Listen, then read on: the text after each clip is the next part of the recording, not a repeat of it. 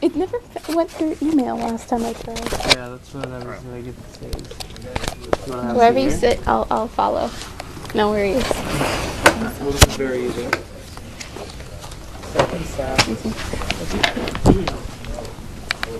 Okay. Oh, no.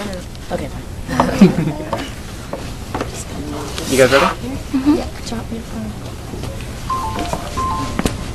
Oh, Give me sorry. 1 second. Everyone's just, we're all over the place. But it's okay. We'll be fine by tomorrow, guys. You let her. Oh, sorry. All right. Follow So, the brain.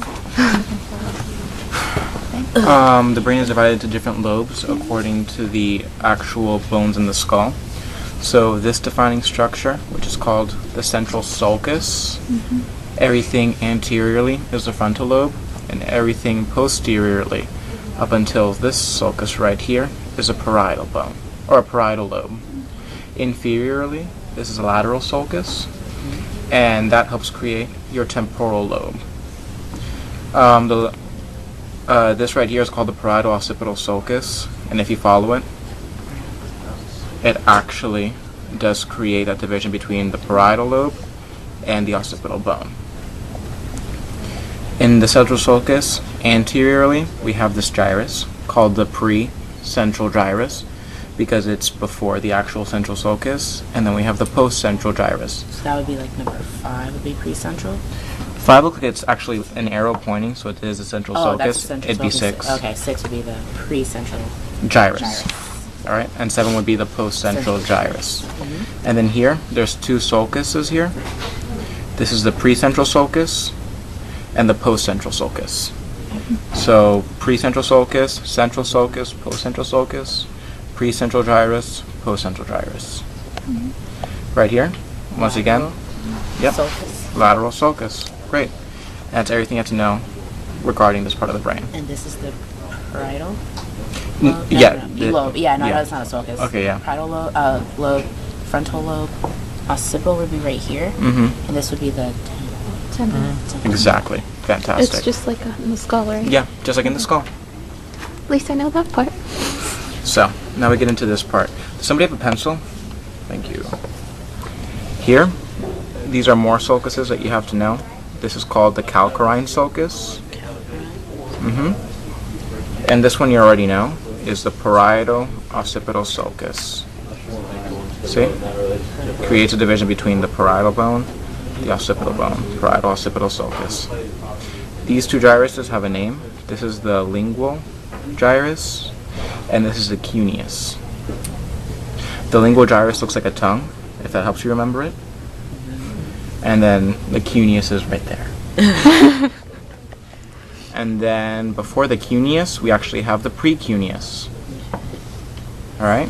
So precuneus, parietal occipital sulcus, cuneus, calcarine sulcus, lingula. This right here, you have to know the name. You don't have to worry about this or this, but this area, this square, is called the paracentral lobule. Paracentral lobule, because if you look right here, if you follow the central sulcus up, it ends right about here, more or less in the middle.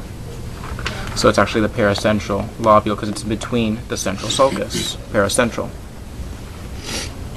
Here, this is called the cingulate gyrus. Some people like to remember it because it's kind of curved like a cell phone, like a singular cell phone. So the cingulate gyrus.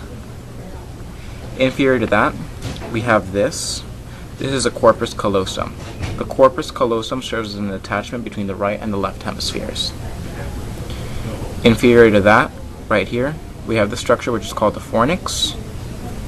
And inferior to that, we have this structure which is kind of colored red, the choroid plexus. The job of the choroid plexus is to create an ultrafiltrate of plasma to help create CSF.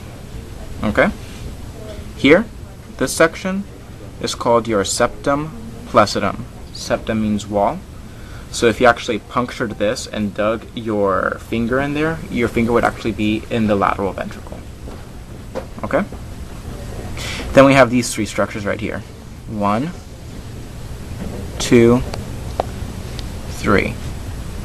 This is the anterior commissure, and because it is the anterior commissure, this would be the posterior commissure. Excellent.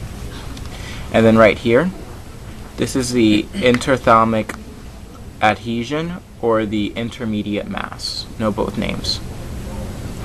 All right. Superior to the posterior commissure, right here, we have the pineal gland.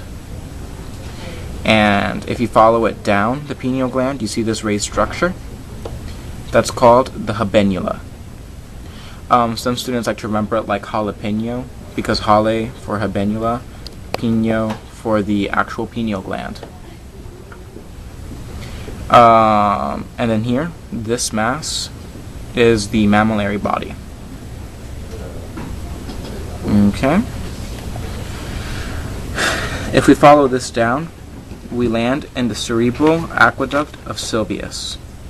The cerebral aqueduct of Sylvius leads us to the fourth ventricle. From the fourth ventricle, it takes us down into the central canal of the spinal cord.